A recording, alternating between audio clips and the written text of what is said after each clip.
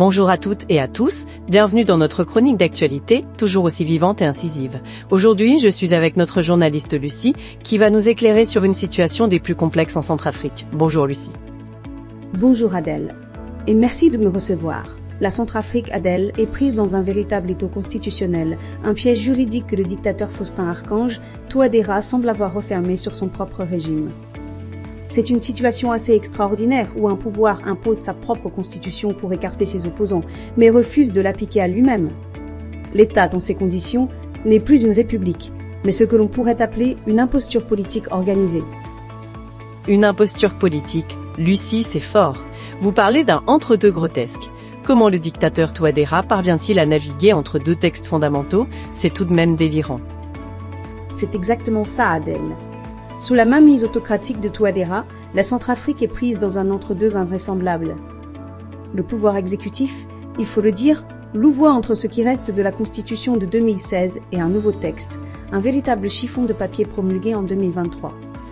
Ce nouveau texte, Adèle, a été conçu pour une chose, verrouiller les ressources, maintenir un clan au pouvoir et bien sûr, éliminer des rivaux.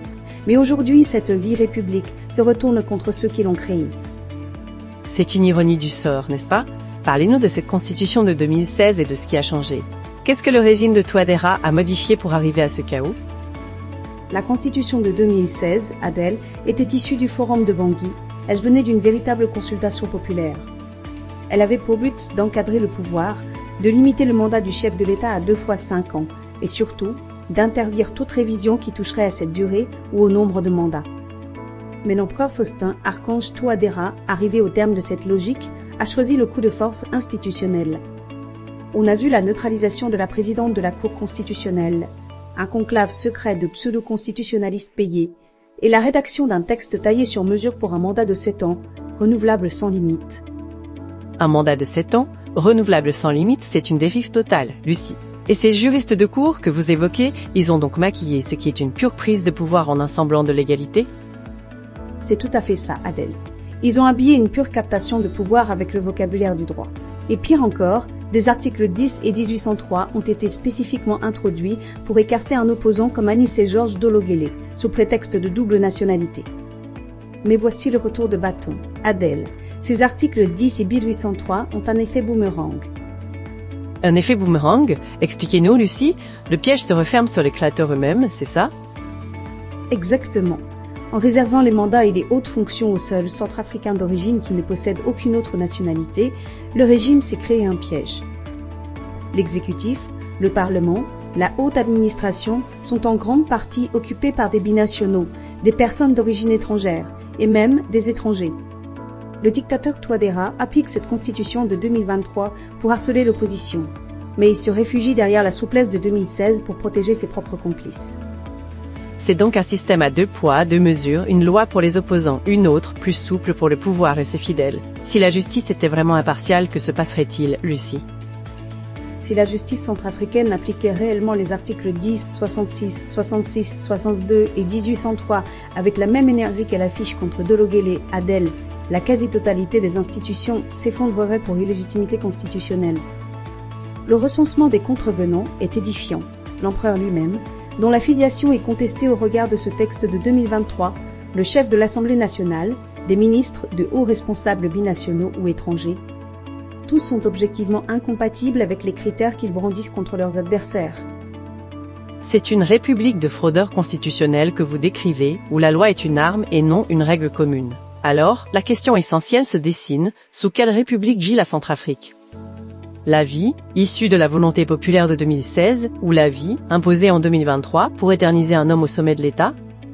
C'est bien la question, Adèle. Si la Constitution de 2023 remplace vraiment celle de 2016, alors elle doit s'appliquer intégralement à tous, sans distinction de camp. Sinon, il faut cesser de parler d'état de droit et admettre l'existence d'un pouvoir personnel, cynique et mensonger. Le préambule même de 2023, qui proclame l'attachement à la légalité constitutionnelle et à la lutte contre la gestion clanique, est contredit chaque jour par la réalité du régime. C'est une contradiction flagrante. L'empereur Touadéra a voulu devenir un roi dans une république, et ses complices ont travesti le droit pour habiller une monarchie bananière. C'est ce que vous insinuez, Lucie?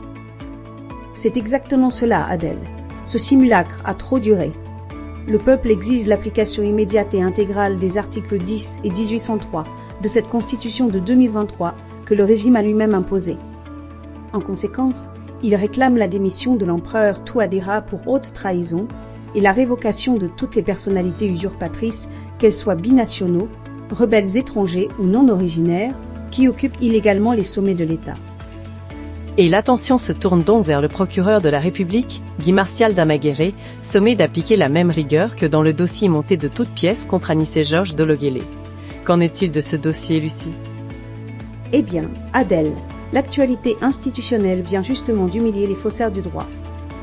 Le Conseil constitutionnel a proclamé les résultats définitifs du second tour des législatives et a confirmé ceux de l'âne. Anissé Georges Dologuélé a remporté son siège et est élu député de la nation.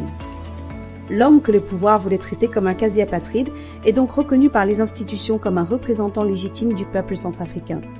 C'est un désaveu cinglant pour le procureur Damaguéré et pour ce parquet assujetti à la politique. C'est un aveu de la manipulation grossière de la loi. C'est une victoire éclatante pour la justice alors. Que doit-il se passer maintenant selon cette analyse? Il faut désormais le dire clairement, assez de fraude, assez de persécution, assez de falsification juridique. Le dictateur Touadéra doit cesser de manipuler la loi comme une arme de clan et rétablir sans délai le député Dologuélé dans ses droits. Si la vie république doit vraiment remplacer la vie, qu'on l'applique intégralement, sinon qu'on cesse de prendre les Centrafricains pour des imbéciles. Le message est clair. Debout, peuple centrafricain, ni roi ni valet, la Constitution ou rien. Et vous concluez que ce pouvoir a détruit la cohérence du droit, sali la parole publique et transformé la Constitution en piège, en arme et en camouflage. C'est une analyse sans concession, Lucie. Merci beaucoup pour cette chronique très éclairante. Merci Adèle.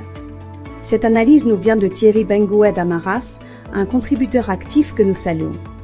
Et pour ceux qui souhaitent contacter Corbeau News Centrafrique, nos numéros WhatsApp et téléphone sont le +1 36 75 82 18 21 ou le 70 16 84 65. À très bientôt. Merci Lucie, et à très bientôt chers auditeurs.